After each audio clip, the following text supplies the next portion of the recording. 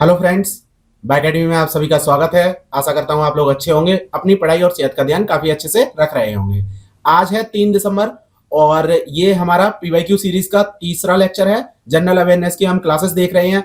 अगर आप TGT PGT की तैयारी कर रहे हैं तो आपके लिए ये क्लासेस जो आपका पार्ट ए है उसके लिए बहुत जरूरी है और आपको उन सब एग्जाम की जो आप तैयारी कर रहे हैं उसमें जो जनरल अवेयरनेस आने वाला है उसकी क्लासेस ये चल रही हैं। तो हमने 2 क्लासेस देख ली थी, एक हमारा हो गया था पूरा। अब ये हम दूसरा पेपर लेकर आए हैं। ये DSSB का पेपर है। 14/8/2024 को ये हुआ था बुक बाइंडर का पेपर। तो उसमें 20 क्वेश्चन आए थे, उसमें से 10 क्वेश्चन आज हम देखेंगे और 10 क्वेश्चन कल की वीडियो में देखेंगे। शुरुआत करते हैं हम पहले क्वेश्चन से। तो पहला क्वेश्चन क्या कह रहा है, किस शिलालेख में समुद्रगुप्त को एक शक्तिशाली योद्धा के रूप में वर्णित किया गया जिसे 4वीं शताब्दी के संस्कृत कवि हरिसेन द्वारा रचित किया गया था। तो यहां पर क्या बातें की जा रही हैं, एक तो समुद्रगुप्त की बात की जा रही है और दूसरा हरिसेन द्वारा बनाया गया था कौन सा स्तंभ था जिसके बारे में यह बात चल रही है। क्या भितरी स्तंभ था, इलाहाबाद स्तंभ था, मंदसौर स्तंभ था या रामपुरवा स्तंभ था। तो चारों ऑप्शन है, उसमें से आपको एक क्लियर बताना है। अब बात करते हैं एक एक करके ऑप्शन के बारे में। जो भितरी स्तंभ था वो कहां पर है, अगर आप देखें तो ये यूपी में है। ठीक है, यूपी के भितरी गांव में है और ये बना था स्कंदगुप्त के लिए। तो यहां पर क्या होगा, ये स्कंदगुप्त आएगा।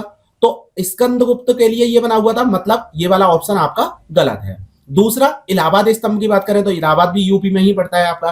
तो ये किसके लिए बना था, ये बना था समुद्रगुप्त के लिए।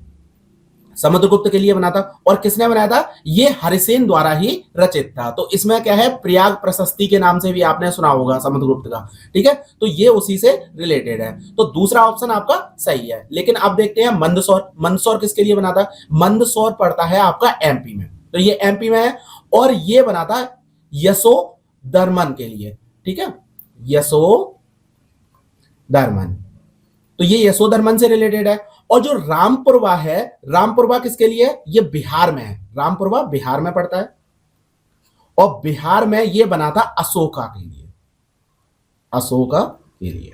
ठीक है, तो अब चारों ऑप्शन आपको समझ में आ गए कि कौन सा किससे रिलेटेड है। जो हमारा आंसर है हमारा ऑप्शन 2, इलाहाबाद स्तंभ। ये बना था समुद्रगुप्त और किसके द्वारा रचित किया गया था, ये हरिसेन द्वारा रचित किया गया था। पहला क्वेश्चन क्लियर। दूसरे क्वेश्चन पर आते हैं। दूसरा क्वेश्चन कह रहा है, हिमालय पर्वत श्रृंखला भारत के किन दिशाओं में सीमा बनाती है। बहुत ही सिंपल क्वेश्चन है। अगर हम भारत की स्थिति को देखें तो भारत की स्थिति किस प्रकार की है, भारत अगर देखें, ये भारत है आपका। ठीक है, अब मेरी ड्राइंग पे मत जाना, नहीं तो आप कहोगे कि ये क्या ड्राइंग है। ठीक है, तो ये आप अपने ज्योग्राफी वाले टीचर से ज्यादा अच्छा बनवा सकते हैं। तो ये है कुछ अपना भारत। तो भारत में क्या है, यहां हिमालय है। अगर बात करें तो इस जगह पर हिमालय है और यहां पर एक चोटी पड़ती है, उस चोटी का नाम आपको बताना है।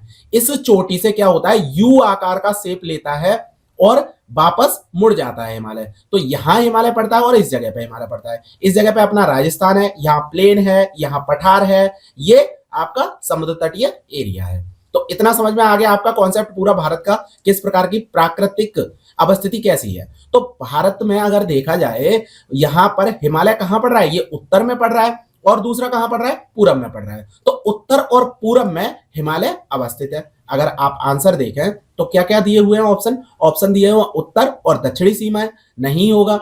उसके बाद उत्तर और पूर्वी सीमा ये होगा और केवल पश्चिमी सीमा नहीं होगा, पश्चिमी और दक्षिणी सीमा नहीं होगा। तो इससे आपको समझ में आ गया कि हिमालय कहां कहां अवस्थित है। बहुत छोटा क्वेश्चन था, आप सब लोग क्लियर कर लेंगे। तो इसका आंसर 2 हो गया। अब तीसरे क्वेश्चन पर चलते हैं। निम्नलिखित में से कौन सा बायोस्फीयर रिजर्व नहीं है, ये वाली बात की जा रही है। तो अगर आपको नहीं पूछा जाएगा तो आपको यह भी पता होना चाहिए कि कौन कौन से हैं। तो कितने बायोस्फीयर रिजर्व अभी तक हैं, अगर बात की जाए तो 18 बायोस्फीयर रिजर्व हैं। ये पूरी सीट मैं आपको टेलीग्राम पर अपलोड कर दूंगा। 18 कौन कौन से हैं आप देख लेना, मैं आपको मैप में दिखा दूंगा। अगर मैप में देखें तो ये हैं कुछ। ठीक है, तो यहां पर क्या है, कोल्ड डेजर्ट है, नंदा देवी है, नौक्रेक है, मानस है, इसके साथ साथ और भी हैं, पन्ना है। तो ये ऑप्शन में अगर आप देखें, नीलगिरी है ये यहां पर, ठीक है, ये सारे 18 रिजर्व हैं जो आपको पता होना चाहिए, यूनेस्को द्वारा ये किए जाते हैं। तो अगर लिस्ट में देखें तो क्या आपका नंदा देवी है, नंदा देवी था, और शेषचलम, शेषचलम है, सिमलीपाल है, लेकिन सरिस्का, सरिस्का नहीं है। तो इसमें ऑप्शन आपका हो जाएगा सरिस्का, ठीक है। अब अगर देखें आप तो कहां पर है, सिमलीपाल ये आपको दिखाई दे रहा है, ठीक है, शेषचलम आपको दिखाई दे रहा है, नंदा देवी आपको दिखाई दे रहा है यहां पर, और से क्या यहां सरिस्का कहीं दिखाई दे रहा है, सरिस्का आपको नहीं दिखाई दे रहा है। तो ऑप्शन आपको समझ में आ गया कि कैसे आपका ऑप्शन ए सही है, सरिस्का नहीं है। तो बिल्कुल फैक्चुअल है, लेकिन आपको 18 बायोस्फीयर रिजर्व के नाम पता होने चाहिए, तभी आप ये काम कर सकते हैं। ये क्वेश्चन का आंसर तभी आप दे सकते हैं। अगले क्वेश्चन में बढ़ते हैं। चौथा क्वेश्चन क्या कह रहा है, इलेक्ट्रॉन माइक्रोस्कोप के तहत जो राइजोसोम प्रोटीन होता है और आरएनए का एक बड़ा परिसर जो दिखाई देता है, वो कितने सब यूनिट में बटा होता है। तो सब यूनिट बताने हैं राइजोसोम प्रोटीन के और आरएनए के, ठीक है। तो यहां पर क्या एक है या दो है या तीन है, तो ये क्या है, ये बहुत ही अंदर का क्वेश्चन है। अगर बायोलॉजी में आप जाएं तो इसमें मैं बता रहा हूं आपको, जो राइबोसोम होते हैं उसके दो सब यूनिट होते हैं। एक तो होता है स्मॉल सब यूनिट, ठीक है, एक होता है लार्ज सब यूनिट। तो ये आपको नाम याद रखने हैं। तो दो हो गए आपके, तो दो कौन सा ऑप्शन है, दो ऑप्शन आपका सही है, ठीक है। अब बाकी का जो भी है कि प्रोटीन से मिलकर बनता है, ये सारी चीजें होती हैं, क्रियाएं किस प्रकार की होती हैं, तो ये वाली जब डिटेल वीडियो होगी तो उसमें हम करवाएंगे। यहां पर अभी आपको इतना ही जानने की जरूरत है कि जो राइजोसोम होते हैं उसके दो सब यूनिट होते हैं, एक स्मॉल होता है, एक लार्ज होता है। तो इससे आपका दूसरा ऑप्शन सही हो जाता है। अब अगर पांचवें क्वेश्चन पर चलें तो पांचवा क्वेश्चन क्या कह रहा है, पांचवा क्वेश्चन कह रहा है नपद ओली कौन से समुदाय द्वारा प्रमुख रूप से मनाया जाने वाला त्योहार है। अब देखिए, त्योहार का मैंने आपको पहले ही बताया था कि त्योहार के बहुत सारे क्वेश्चंस आ रहे हैं, तो आप सब त्योहार जो हैं एक नजर में देख लिया करिए। अब जो पहले था उसमें क्या पूछा जा रहा था, वहां पर राज्य का त्योहार पूछा जा रहा था, ठीक है। तो राज्य के त्योहार की लिस्ट मैंने भेज दी है आपको टेलीग्राम पर, वो वहां से आपने देख ली होगी सारी। अब इसके बाद जो ये समुदाय के द्वारा जो त्योहार हैं उसकी भी लिस्ट मैं आपको भेज दूंगा। तो 3-4 लिस्ट हो जा रही है, डेली की डेली एक दो आपको मिल रही है पूरी लिस्ट, जो आपको देखनी है उसे पढ़नी है। तो नपद ओली की बात करें तो नपद ओली जैन समुदाय द्वारा बनाया जाता है, ठीक है। इसके साथ साथ जैन समुदाय द्वारा और क्या क्या किया जाता है, अगर जैन समुदाय की बात करें तो यहां पर पार्युषण पर्व, ठीक है। दूसरा अगर देखा जाए तो महावीर जयंती, महावीर जयंती।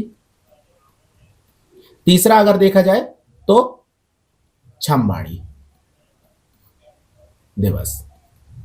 ये तीन मनाए जाते हैं आपके जैन के द्वारा, ठीक है। तो ये तीन आपको याद रखने हैं। अब अगर जैन के देख लिए हैं तो थोड़ा सा इधर उधर और देख लेते हैं, बौद्ध के और देख लेते हैं। तो बौद्ध के द्वारा, बौद्ध में कौन कौन से मनाए जाते हैं, तो बौद्ध का अगर देखें तो बुद्धिस्ट में कौन कौन से आते हैं, एक आता है बैसाख पूर्णिमा, बैसाख पूर्णिमा,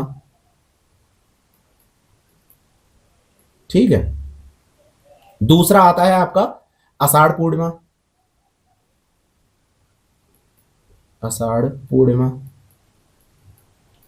तीसरा आता है आपका माघ पूर्णिमा, माघ पूर्णिमा। चौथा आता है आपका कथना पर्व। तो अब ये जो कथना पर्व है ये पूछा जा सकता है, ठीक है। बाकी का तो सब क्या है कि माघ पूर्णिमा, आषाढ़ पूर्णिमा, बैसाख पूर्णिमा, ये आपको याद ही रहते हैं, ठीक है। तो बुद्धिस्ट के कौन से, ये 4 हैं, ये भी आपको याद रख लेने हैं। बाकी का अगर जो आपको दिक्कत आ रही है तो मैं आपको इसमें एक लिस्ट भेज दूंगा जिसमें आपके सारे नाम आपको मिल जाएंगे, ठीक। अगर बात करें अब छठवें क्वेश्चन की, तो छठवां क्वेश्चन क्या कह रहा है, मतलब पांचवें क्वेश्चन का आंसर तो जैन समझ में आ गया आपको। अगर छठवें क्वेश्चन पर जाएं तो छठवां क्वेश्चन है आपका, दिसंबर 2023 में संविधान के अनुच्छेद 370 को निरस्त करने की राष्ट्रपति की शक्ति के संबंध में सर्वोच्च न्यायालय की संविधान पीठ ने क्या बरकरार रखा, ठीक है। अब यहां पर राष्ट्रपति के ताकतों के बारे में बात की जा रही है। तो क्या राष्ट्रपति 370 अनुच्छेद पर कुछ काम कर सकता है, राष्ट्रपति के पास 370 अनुच्छेद को निरस्त करने की शक्ति नहीं है, पहला ऑप्शन ये है। दूसरा ऑप्शन, अनुच्छेद 370 को निरस्त करना असंवैधानिक था, ये है। राष्ट्रपति के पास अनुच्छेद 370 को निरस्त करने की शक्ति है और अनुच्छेद 370 को निरस्त करना एक अस्थायी उपाय है। अब यहां ऑप्शन देखिए, और मैं एक चीज बता रहा हूं, अब यहां अलग है एग्जाम को लेकर। अगर हम देखते हैं कि एक होता है अपोजिट, ठीक है, अगर आपको विलोम मिल जाए, अपोजिट, OPPSIT, ठीक है, तो अगर आपको अपोजिट अगर ऑप्शन मिल जाए तो आपको पता होना चाहिए कि उन दोनों में से ही कोई एक होगा। तो यहां 50% की श्योरिटी बन जाती है आपकी क्वेश्चन को सही करने की, ठीक है। आंसर क्या है वो बाद में देखेंगे, पहले आप ऑप्शन 1 और ऑप्शन 3 को देखिए। राष्ट्रपति के पास 370 को निरस्त करने की शक्ति नहीं है और राष्ट्रपति को पास 370 को निरस्त करने की शक्ति है। तो इन दोनों में से एक ना एक तो होगा ही होगा। क्यों होगा? क्योंकि या तो शक्ति हो सकती है या शक्ति नहीं हो सकती है। ऐसा तो नहीं होगा, शक्ति हो भी सकती है और नहीं भी हो सकती है।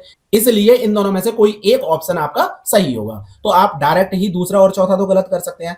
अब मैं आपको क्लियर बताता हूं कि राष्ट्रपति के पास 370 को समाप्त करने की शक्ति है, ठीक है। तीसरा ऑप्शन आपका सही है। तो ये आपको क्लियर याद रखना है। अब देखिए जो आया था पहले, जो 370 आया था, तो उसके बारे में आपको पूरा डिटेल में पढ़ना है। तो मैंने एक पीडीएफ भेजी है आपको दृष्टि आईएएस की, तो उसमें 370 के बारे में है, क्या क्या निर्णय लिए गए, राष्ट्रपति के द्वारा क्या किया गया, संविधान पीठ ने क्या क्या कहा। तो ये सारी चीजें आपको पढ़ लेनी है, यहां आपको पढ़ने की जरूरत नहीं है, ठीक है। तो तीसरा ऑप्शन आपका सही हो जाता है।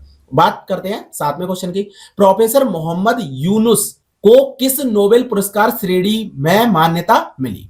क्या अर्थशास्त्र के लिए मिला था, शांति के लिए मिला था, साहित्य के लिए मिला था, या भौतिकी के लिए मिला था? तो इसमें जो मोहम्मद यूनुस थे उन्हें शांति के लिए नोबेल पुरस्कार मिला था। तो यहां पर आपको समझ में आ गया कि नोबेल पुरस्कार के बारे में भी आपको पढ़ लेना है। 2024 की लिस्ट आ चुकी है आपकी, 2025 की अभी तक नहीं आई है। तो 2024 वाली जो लिस्ट है यहां पे आप स्क्रीनशॉट ले लीजिए और फिजिक्स, केमिस्ट्री में, मेडिसिन में, लिटरेचर में, पीस में और इकोनॉमिक साइंस में किन्हें किन्हें मिला है वो सारे नाम यहां पर आपको देखने को मिल जाएंगे। स्क्रीनशॉट ले लीजिए और मैं आगे बढ़ता हूं, ठीक है। स्टार्ट करते हैं अगले क्वेश्चन को। तो 8वां क्वेश्चन क्या कह रहा है? 8वां क्वेश्चन फिर से पॉलिटिक्स का है।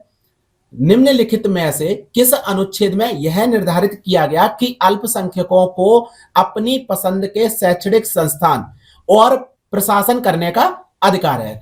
शैक्षणिक संस्थानों को स्थापना करना है और प्रशासन करना है। अब देखिए ये मैं आपको बहुत अच्छे तरीके से करवा चुका हूं। पूरे मैंने आपको आर्टिकल 12 से लेकर आर्टिकल 35 तक बहुत अच्छे से कराए थे। तो आपको इसका आंसर अच्छे से पता भी होना चाहिए। मैं रिवाइज करवा दे रहा हूं। अगर आप बात करें आर्टिकल 29 की, तो ये अल्पसंख्यकों के लिए था और 30 अल्पसंख्यकों के लिए था। उसके बाद अगर 31 की बात करें तो ये 31 किसके लिए था? आपका निरसित हो गया, ये पहले तो आपको निरसित हो गया, और ये किसके लिए था? आपकी संपत्ति के लिए था, संपत्ति के लिए था और निरसित हो चुका है। अगर आर्टिकल 29 की बात करें तो ये क्या कर रहा है? ये बता रहा है कि किसके लिए? भाषा, लिपि या संस्कृति को संरक्षित करने का अधिकार, को संरक्षित करने का अधिकार। अब यहां पर मैंने एक बात बोली कि अधिकार तो है, लेकिन किसे अधिकार है? क्या अल्पसंख्यकों के लिए है? नहीं, अल्पसंख्यकों को भाषा, लिपि और संस्कृति को संरक्षित करने का अधिकार नहीं है। किसी को भी, किसी भी व्यक्ति को, अगर वो अल्पसंख्यक हो या बहुसंख्यक हो, दोनों में से कोई भी हो, उन्हें अपनी भाषा, लिपि और संस्कृति को संरक्षित करने का अधिकार है। यहीं अगर आप आर्टिकल 30 की बात करें तो यहां अल्पसंख्यकों के बारे में बात की जा रही है। तो अल्पसंख्यक, अब यहां अल्पसंख्यकों को भी देख लें। अल्पसंख्यकों को कितने भागों में विभाजित किया गया है, मतलब किस तरह से हम बता सकते हैं कि अल्पसंख्यक हैं? तो 2 आधारों पर अल्पसंख्यक बांटे गए हैं। एक तो भाषा के आधार पर और दूसरा धर्म के आधार पर, ठीक है। तो भाषा और धर्म के आधार पर 2 तरह के अल्पसंख्यक हमें देखने को मिलते हैं। अब अल्पसंख्यकों के लिए जो आर्टिकल 30 है, उस 30 में क्या बोला गया है? उसमें बोला गया है कि सभी धार्मिक और भाषाई अल्पसंख्यकों को अपनी पसंद के शैक्षणिक संस्थान स्थापित करने और उनका प्रबंधन करने का अधिकार है, ठीक है। तो यह अधिकार उनकी किसके लिए? संस्कृति, भाषा और धर्म को संरक्षित करने में सहायता देता है। यह आपका आर्टिकल 30 था। तो यहां से आपको समझ में आता है कि आपका तीसरा ऑप्शन तो सही हो जाता है, ठीक। और अगर अनुच्छेद 32 की बात करें तो अनुच्छेद 32 क्या है? संवैधानिक उपचार। तो संवैधानिक उपचार ये आपका है आर्टिकल 32। अब आपको समझ में आ गया, चारों आर्टिकल आपको समझ में आ गए, रिवाइज हो गए, ये मैं आपको पूरा पढ़ा चुका हूं। तो मौलिक अधिकार की क्लासेस आपने देख ली होंगी, तो आपको ये वाला आंसर करने में आसानी रहेगी। आर्टिकल 30 आपको इसमें आंसर मिल गया। बात करते हैं 9वें क्वेश्चन की। नवंबर 2022 में राष्ट्रीय महिला आयोग ने किन 2 संगठनों के साथ मिलकर महिलाओं को डिजिटल रूप से कुशल बनाने और किसी भी अवैध या अनुचित ऑनलाइन गतिविधि के खिलाफ खड़े होने के लिए संवेदनशील बनाने के लिए डिजिटल शक्ति 4.0 अभियान शुरू किया गया। तो डिजिटल शक्ति 4.0 अभियान किसके द्वारा शुरू किया गया था और कब शुरू किया गया था? नवंबर 2022 में इसे शुरू किया गया था। और किसने? राष्ट्रीय महिला आयोग के संरक्षण में से शुरू किया गया था। ठीक है, उसके साथ राष्ट्रीय महिला आयोग के साथ 2 और थे। क्या? साइबर पीस फाउंडेशन और मेटा, साइबर फ्यूचर फाउंडेशन और ट्विटर, साइबर सेफ फाउंडेशन और इविवो, साइबर सिक्योरिटी फाउंडेशन ऑफ फ्रेंडस्टर। ठीक है, तो इनमें से चारों में से आपको बताना है। तो ये आपको पता होगा, बहुत ही हॉट टॉपिक रहा था उस समय पर। 2022 की बात करें, 2023 में ये पूरा हॉट टॉपिक रहा था। तो यहां पर मेटा आया था। अगर आपने फेसबुक के बारे में सुना होगा, तो फेसबुक का नाम अब बदल दिया गया है मेटा। तो मेटा ने ये पहल की थी। तो मेटा और साइबर पीस फाउंडेशन ये दोनों मिले और इन्होंने गठबंधन किया किसके साथ? राष्ट्रीय महिला आयोग के साथ। तब लेकर आए वो डिजिटल शक्ति 4.0। अब आपको समझ में आया कि इसका आंसर क्या हो सकता है? इसका आंसर ए है आपका, साइबर पीस फाउंडेशन और मेटा। अब इसमें कौन कौन से थे? ये तीनों तो आप मैंने बता दिए। इसके उद्देश्य अगर देखे जाएं तो इसका उद्देश्य महिलाओं को डिजिटल रूप से कुशल बनाना था। ठीक है, और अगर कोई भी ऑनलाइन गतिविधि हो रही है, ठीक है, इस तरह की जो चीजें हो रही हैं, जैसे फेक अकाउंट बन गया और उसका फोटो डाल दिया, किसी भी महिला का फोटो डाल दिया, महिला को क्या कर रहे हैं? प्रताड़ित कर रहे हैं, उन्हें चैट में धमका रहे हैं, कोई उनसे गलत बातें कर रहा है। तो ये सारी चीजों को जागरूक करना, ये काम था इस समय का। समझ में आ गया आप डिजिटल शक्ति 4.0 का पूरा? तो इसका आंसर क्या है? इसका आंसर है आपका ए, साइबर पीस फाउंडेशन और मेटा। अब बात करते हैं 10वें क्वेश्चन की। 10वां क्वेश्चन है आपका, 2022 में major Dhyan Chand life time achievement award से किसे सम्मानित किया गया है? पहला ऑप्शन है गुरबख्श सिंह, दूसरा सविता पूनिया, तीसरा उत्तम सिंह और चौथा है हार्दिक सिंह।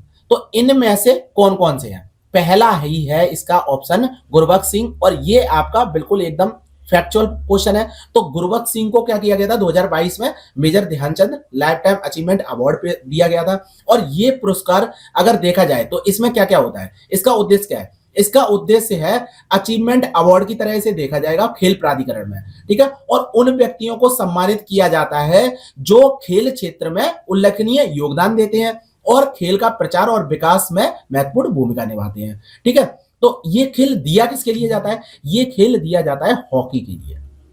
अगर हॉकी का कोई खिलाड़ी है तो उसे इस तरह का दिया जाता है। तो मेजर ध्यानचंद कहां से थे? हॉकी के ही कैप्टन थे, आपको याद ही होगा नाम। तो उसी हॉकी के लिए ही ये दिया जाता है। तो किन्हें दिया गया है? गुरबख्श सिंह को इसका दिया गया है। अब समझ में आया आपको इसका आंसर? तो यहां आपके 10 क्वेश्चन हो गए हैं और हम बिल्कुल फैक्चुअल ही लेके चल रहे हैं। जहां पे कहीं समझाने की बात होती है वहां मैं समझा देता हूं, जहां समझाने की बात नहीं है वहां मैं बिल्कुल निकाल देता हूं लाइटली। क्योंकि एक बार क्वेश्चन अगर आ गया तो वो क्वेश्चन अगर रिपीट नहीं होगा तो उसे पढ़ने की जरूरत नहीं है, केवल आंसर जान लो बस बहुत है। लेकिन अगर कोई क्वेश्चन ऐसा है जिसे रिपीट होने की संभावना है तो उसे मैं क्या करता हूं? डिटेल में आपको बता देता हूं। तो लेक्चर खत्म होता है। आज तीसरा दिन है हमारा। चौथे दिन हम और 10 क्वेश्चन लेके आएंगे डेली 8 PM आपको क्लास मिल रही है। तो आप डेली समय पर आ जाया करिए और इस क्लास को देख लिया करिए। ठीक है, 10 क्वेश्चन आपके लगभग 15 मिनट में 20 मिनट में हो जाते हैं, तो वो आप करते रहिए। ओके, तो लेक्चर में इतना ही। लेक्चर पसंद आया तो लाइक करिए, लोगों के साथ शेयर कीजिए और सब्सक्राइब चैनल को करना ना भूलें। ठीक है, तो थैंक यू वेरी मच।